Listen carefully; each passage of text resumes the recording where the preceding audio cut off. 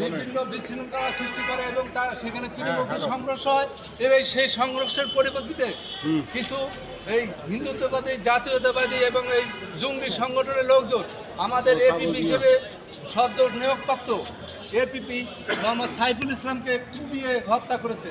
আমরা এর তীব্র প্রতিবাদ করি এবং এই সংগঠনকে নিষিদ্ধ সহ যারা এই ঘটনা করেছে তাদেরকে গ্রেপ্তার করে দৃষ্টান্তমূলক শাস্তি দাবি করে আমি আমার সংক্ষিপ্ত বক্তব্য এখানে শেষ করলাম। বিসমিল্লাহির রহমানির রহিম।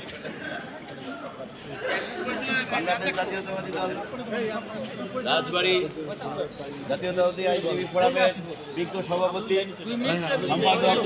উপস্থিত সকল আইনজীবী বন্ধুগণ, আজ আমরা অত্যন্ত দুঃখের সাথে জানাচ্ছি যে আমাদের জাতীয়তাবাদী আইনজীবী ফোরামের চট্টগ্রাম বিভাগের সদ্য নিয়োগপ্রাপ্ত এপিপি জনাব সাইফুল ইসলাম আলিম সাহেবকে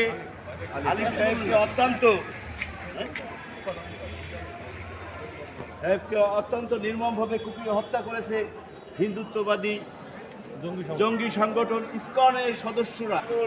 ইসকনের সদস্যদেরকে গ্রেপ্তার করে বিচারের আওতায় নিয়ে আসার জন্য এবং দৃষ্টান্তমূলক শাস্তির দাবি জানাচ্ছি বর্তমান সরকারের কাছে।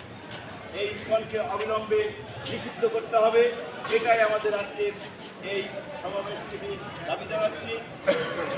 ইসকনকে নিষিদ্ধ করতে হবে,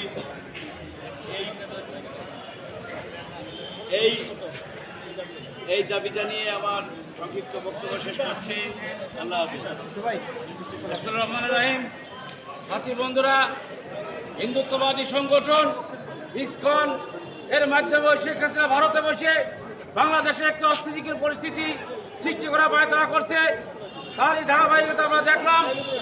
ওই ইসকনের সভাপতি গ্রেপ্তার হওয়ার পর আমাদের চট্টগ্রাম বারের বিজ্ঞ আইনজীবী এবং ঢাকা হাইকোর্ট বারের আইনজীবী সাইফুল ইসলাম আলিম সে এপিপি সে প্রতিবাদ করায় তাকে ওই ইসকনের সদস্যবৃন্দ নির্মমভাবে হত্যা করে।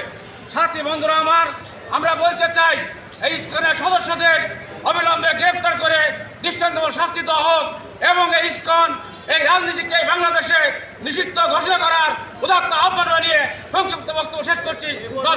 ধন্যবাদ। রাজবাড়ী আইনজীবী ফোরাম ধন্যবাদ।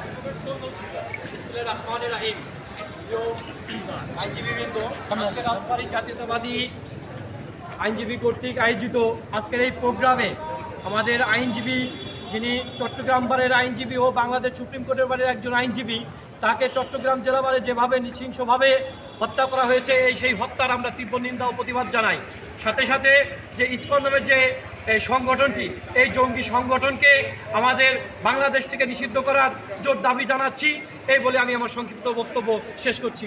আসসালামু আলাইকুম। কর্মকাণ্ডটা রহস্য, এর প্রকৃত রহস্য আমরা বুঝতে পারতেছি না, কেননা ধর্মের নামে সন্ত্রাস এবং নৈরাজ্য সৃষ্টির যে একটা অপচেষ্টা, এটা ইসকন অলরেডি করে যাচ্ছে। এই ইসকনের উদ্দেশ্য এবং বিধেয় সম্পর্কে জাতি কিছুটা অনুমান করতে পারলেও তাদেরকে পরিস্ফুটন করার জন্য, তাদের প্রকৃত রহস্য জানার জন্য আমাদের অবশ্যই তৎপর থাকতে হবে এবং জাতীয়তাবাদী আদর্শে যারা উদ্বুদ্ধ তাদেরকে বুঝতে হবে দেশদ্রোহী এবং সার্বভৌমত্ব বিপন্ন করার জন্য যে সমস্ত চক্রান্ত, তাদেরকে আমাদের রুখে দিতে হলে অবশ্যই এর রহস্যের মূল উদ্ঘাটন করতে হবে। এটাই আমাদের আজকে মূল লক্ষ্য হওয়া উচিত। এবং এই যে যিনি আজকে বন্দী হয়েছেন, তার মূল রহস্য কি, ভারত এবং বাংলাদেশের মধ্যে তিনি কি কাজটা নিয়োজিত আছেন এবং তিনি দেশের মধ্যে কি আভ্যন্তরীণ গোলযোগ সৃষ্টির জন্য বা তার উদ্দেশ্য বিধেয় দিয়ে কী পায়তারা করতেছেন, এটাও আমাদের জানে বিচারের আওতায় নিয়ে তাকে কঠিনভাবে শাস্তি দেওয়া আবশ্যক বলে আমি মনে করি।